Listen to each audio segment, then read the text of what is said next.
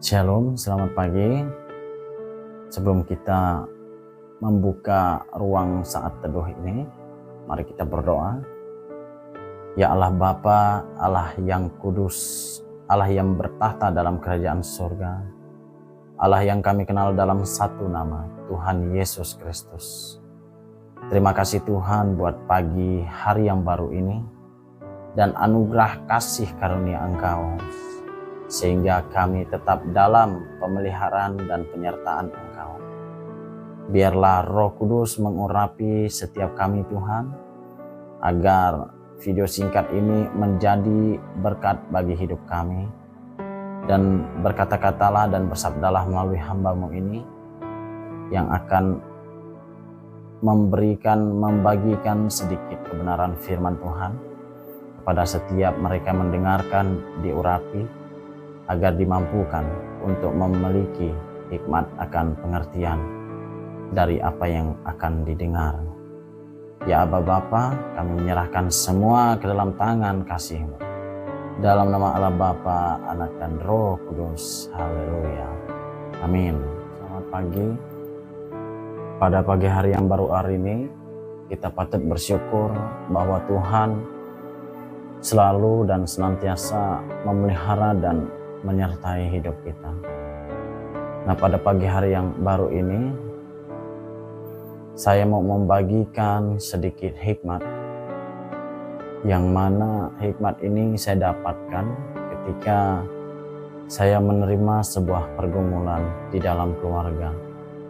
Nah, yang mau saya katakan, ketika kita jatuh sakit, ketika kita memiliki sebuah pergumulan, baik itu di keluarga, baik itu secara pribadi, yang paling pertama yang hendak akan kita lakukan ialah melihat diri.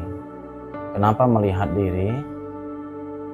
Artinya kita menyadari bahwa kita adalah manusia yang masih bergumul dalam kedosaan-kedosaan perbuatan, dan ini harus kita sadari.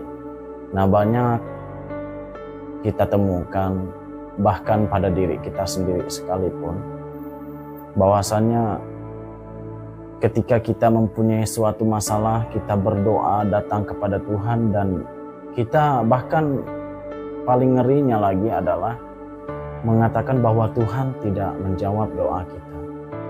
Bahwa Tuhan, Tuhan kok lama sih nggak jawab doa saya? Kenapa kok Tuhan seperti tidak memperhatikan saya? Nah, ini yang membuat kita menjadi kecewa kepada Tuhan. Padahal di sisi lain ada yang kita lupakan pada bagian diri kita sendiri, yaitu bagian akan menyadari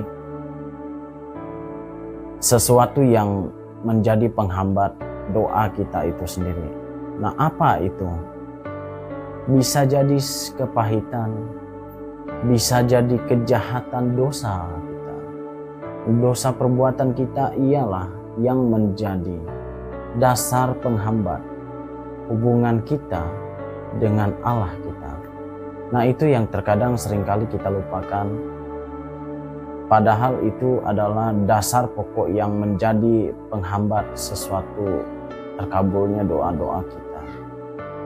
Nah, makanya ketika Anda ingin bernazar, nah kemarin saya mau cerita sedikit. Kemarin orang tua saya, dia berbicara, ibu saya nih ya, ibu saya bernazar dia sama Tuhan. Tuhan, karena saudara saya ini sedang sakit tumor otak. Jadi ibu saya bernazar. Nah, kami kan backgroundnya dari latar belakang seorang Katolik. Dia bernazar, kalau Perda disembuhkan, maka mama pun akan dibaptis. Wow. Dan wow-nya saya itu bukan wow menyenangkan, tetapi kaget. Tetapi saya tidak mengintervensi bahwa mama saya itu tidak saya hakimi. Dan saya memahami itu tentang keterbatasan pemahaman orang tua terhadap keimanan yang sesungguhnya. Namun di sini ada pelajaran yang bisa kita ambil, yang artinya adalah kesembuhan sejati itu bukanlah semata-mata wayang kesembuhan yang dialami oleh jasmani. Dan ketika kita bernazar pun, Tuhan, saya akan mau dibaptis jika Ferda sembuh. Kalau Ferda tidak sembuh, berarti tidak dibaptis dong. Nah, ini yang membahayakan. Tapi saya sudah memberi masukan sebagai anak, dan saya memberi masukan itu dengan cara yang sepantasnya, dengan sebagaimana pengetahuan yang saya punya, juga dengan sewajarnya saya sebagai anak terhadap orang tua. Nah, yang mau kita ambil pelajarannya hari ini adalah nazar kita itu jangan sampai membuat celaka bagi kita sendiri.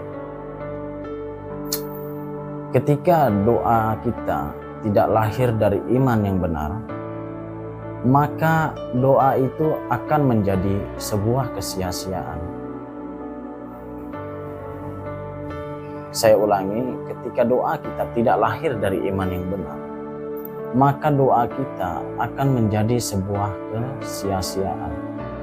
Dan ketika doa kita tidak dijawab oleh Tuhan, maaf saya ulangi, dan ketika doa kita itu lama terkabulnya, itu bukan berarti Tuhan tidak menjawab apa yang menjadi doa dan pergumulan kita. Mari kita buka firman Tuhan yang terdapat di Yesaya pasal 59 ayat yang pertama sampai yang kedua. Nah, saya bacakan dulu ayat yang pertama. Nah, judul perikop yang dibakukan oleh Lembaga Alkitab Indonesia adalah dosa adalah penghambat keselamatan. Ayat yang pertama, sesungguhnya tangan Tuhan tidak kurang panjang untuk menyelamatkan, dan pendengarannya tidak kurang tajam untuk mendengar. Itu ayat yang pertama. Saya cukup sampai di ayat pertama dulu. Nah, ketika tadi dalam rumusan masalah kita menemukan doa kita lama seolahnya tidak terkabul, seolah-olah Tuhan tidak menjawab. Dan kita harus ingat dengan ayat firman ini dari kitab Nabi Yesaya ini, pasal 59, yang mana di situ mengatakan kebenarannya adalah tangan Tuhan tidak kurang panjang untuk menyelamatkan kita. Artinya Tuhan itu tidak pernah terlambat dengan sesuatu apapun yang akan kita hadapi. Artinya Tuhan telah lebih dulu satu langkah melewati apa yang menjadi bagian daripada perkara hidup kita. Dan kemudian pendengarannya tidak kurang tajam untuk mendengarkan. Pendengarannya tidak kurang tajam, artinya sangat tajam. Kalau tidak kurang tajam, artinya sangat tajam. Bahkan ketika kita berbicara di dalam hati pun, Tuhan sudah mendengar. Bahkan ketika kita belum menggumuli itu, Tuhan pun sudah lebih dulu mengetahui apa dan yang akan segera kita hadapi. Tuhan telah lebih dulu mengetahui. Kok begitu? Ya betul, karena Tuhanlah yang telah menetapkan langkah-langkah bagi orang-orang yang percaya kepadanya. Artinya ketika kita percaya kepada Tuhan, Tuhan sudah menetapkan langkah-langkah kita. Oh, kamu akan ke sana, kamu akan ke sini, kamu akan diperhadapkan dengan sesuatu masalah yang seperti ini. Nah, itu yang kemudian ayat yang kedua.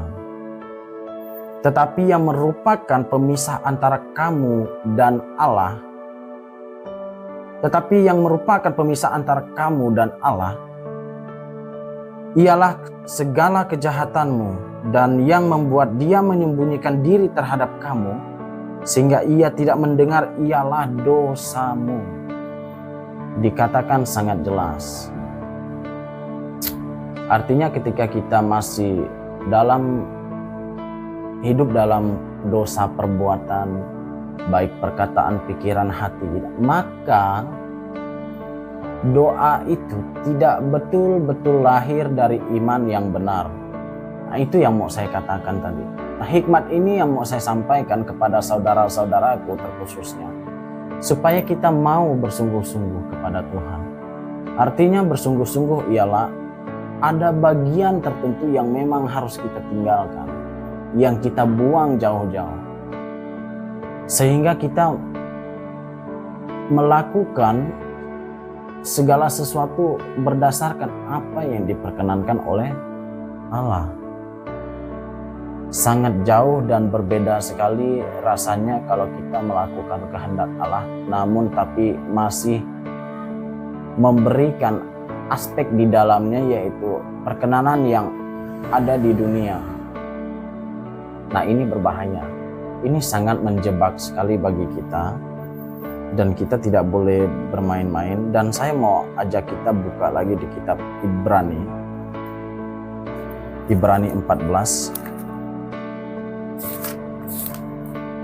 Ibrani 14 ayat 12. Maaf, Ibrani 12 ayat 14. Ya, saya ulangi. Ibrani 12 ayat yang ke-14. Judul perikop yang dibakukan Lembaga Alkitab Indonesia adalah nasihat supaya bertekun dalam iman. Supaya bertekun dalam iman. Artinya di sini dikatakan di ayat 14, berusahalah hidup damai dengan semua orang dan kejarlah kekudusan. Sebab tanpa kekudusan tidak seorang pun akan melihat Tuhan. Baik, saya akan kutip ayat ini, saya akan penggal ayat ini. Berusahalah hidup damai dengan semua orang dan kejarlah kekudusan, sampai di situ dulu. Dan kejarlah kekudusan, katanya. Siapa yang di antara kita tidak mengetahui tentang definisi kekudusan? Ada yang belum tahu? Baik, akan saya berikan. Kudus. Kekudusan artinya ialah tidak bercacat ataupun tidak bercela. Nah, itu adalah aspek kekudusan. Itu secara umum. Artinya sama sekali tidak bercacat dan tidak bercela. Itu adalah kudus. Tidak bercacat dan tidak bercela seperti apa? Apakah hidup kita harus berubah seperti seolah malaikat? Bukan. Dan jangan kita memperdengarkan perkataan yang seperti itu. Itu adalah kalimat-kalimat yang penuh dengan kehampaan bagi saya. Kita bukan malaikat, sudah jelas kita bukan malaikat, dan kita adalah manusia biasa. Artinya bagaimana kita menempuh kekudusan itu sendiri, yaitu yang pertama-tama dilakukan adalah mulai dari yang paling dalam, yaitu apa? Yaitu hati. Karena dikatakan dalam firman Tuhan bahwa Allah yang kita sembah adalah Allah yang melihat hati, bukan Allah yang melihat perbuatan. Bukan Allah yang melihat perkataan bijak kita, tetapi Allah yang melihat hati. Kenapa harus dari hati? Karena dari hatilah segala sumber yang keluar daripada perkataan dan yang terwujud dari segala perbuatan. Nah, ini yang harus kita pahami. Karena pernahkah Anda berpikir, membayangkan, menyadari bahwa ketika hati Anda menggerutu, maka perkataan yang Anda keluarkan maupun sikap yang Anda wujudkan di dalam perbuatan, tindakan fisik, itu mencerminkan bagian dari apa yang hati Anda kelola.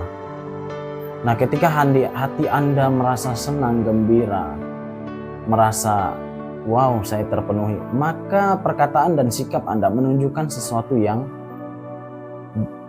gembira, terwujud dalam perbuatan dan perkataan. Nah, itu semua adalah kunci, dan itu semua adalah nyata. Makanya mulai hari ini kita benahi kita dari hati dulu. Nah, kembali ke dalam doa kita. Jika ingin doa kita dikabulkan, jika ingin kita merasakan mengalami tentang Tuhan, yang pertama ialah kita harus memiliki dasar yang fondasi yang utama, yaitu mengetahui akan kebenaran dan firman Tuhan.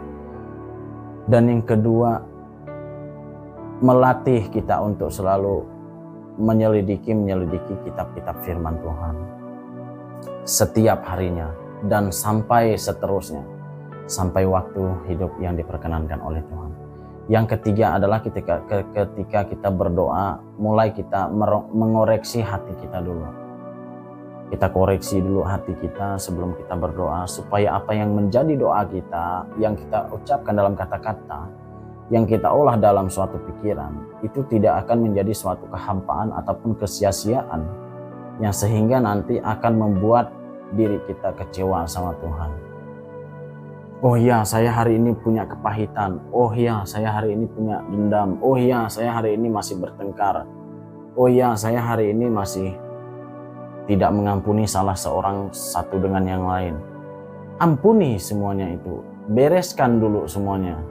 Selesaikan dulu semua perkara itu. Nah, ketika sudah selesai, oh ya, saya punya dendam. Oh ya, saya minta maaf ya. Kemarin saya salah. Dan hari ini saya menyadari kesalahan itu, saya minta maaf. Kalau ada kepahitan, oh iya ya, saya punya kepahitan dengan dia. Oh iya, hari ini saya lepaskan kepahitan itu. Saya temui dia. Saya minta maaf lagi. Mari kita berdamai. Mari kita hidup berdampingan.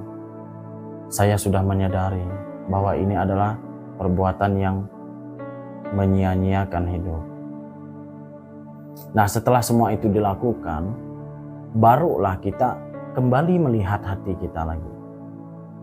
Wow, hati saya setelah saya melakukan semua ini sudah lega, sudah fresh. Dan waktunya, saatnya saya berdoa kepada Tuhan. Tuhan,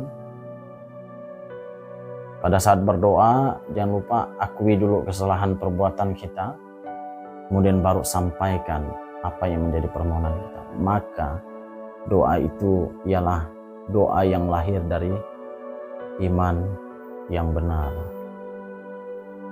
Nah, itu yang mau saya bagikan. Semoga ini menjadi dan memberkati kita semua. Memang tidak mudah untuk mengikuti Tuhan, dan saya mengalami itu 2 tahun sebelum saya bergabung di tim misionaris dan kemudian saya di STT Berea ini. Banyak hal yang saya mengalami tentang pergumulan. Namun saya melihat semuanya itu bukan melihat dari mata jasmani, tetapi dari mata rohani. Sehingga saya diberikan kemampuan untuk berhikmat atas setiap perkara itu. Nah, ketika hikmat itu datangnya daripada Allah, maka segala sesuatu yang tadinya sulit akan menjadi sangat mudah untuk kita lewati. Walaupun secara lahiriahnya kita tidak memiliki daya apapun untuk menghadapi masalah itu, tetapi di balik itu kita dimampukan untuk melewati segalanya dengan kuasa Roh Allah. Semoga memberkati kita semua. Mari kita sadari dan jangan kaitkan baptisan dengan sesuatu berkat yang sia-sia. Karena mengikut Tuhan bukanlah kita mencari berkatnya, bukanlah tentang kita bagaimana ketika saya mengikut Tuhan saya akan dilimpahkan dengan segala berkat materi, berkat kesehatan, berkat apapun. Tetapi ini adalah tentang bagaimana kita bisa taat sampai waktu yang telah diperkenankan oleh Tuhan. Dan ingat, dalam kesusahan kita, dalam ketidakbaikan kita ini, maksudnya dalam waktu-waktu yang tidak baik, Tuhan tidak pernah melupakan itu, dan Tuhan selalu memperhitungkan apa yang menjadi komitmen hidup kita, dan Tuhan semua akan memperhitungkan itu semua. Jadi jangan pernah menganggap ini sia-sia. Oh, ikut Tuhan sakit sekali, sengsara, katanya ikut Tuhan akan diberkati, katanya ikut Tuhan akan dilimpahkan segala-galanya. Tetapi kenapa sakit seperti ini? Nah, itu adalah iman yang salah. Jadi mengikut Tuhan bukanlah tentang menunggu bagaimana kapan berkat ini datang, tetapi bagaimana kita bisa taat dan setia sampai waktu yang diperkenankan Tuhan. Dan ingat, Tuhan akan memperhitungkan segalanya itu. Selamat pagi, Tuhan Yesus memberkati. Mari kita berdoa. Ya Allah Bapa kami, Allah yang kudus, terima kasih Tuhan atas berkat, hikmat maupun kebenaran firman-Mu hari ini. Biarlah firman ini berkuasa atas hidup kami dan menjadi perisai iman bagi setiap kami. Dan biarlah Engkau saja yang berdaulat atas hidup kami. Kami hanya akan melakukan seperti apa yang telah Kau perintahkan. Di luar daripada itu, kami menyerahkan tubuh, jiwa, dan roh kami ke dalam tangan Allah Bapa, Anak, dan Roh Kudus. Haleluya, haleluya, haleluya, amin.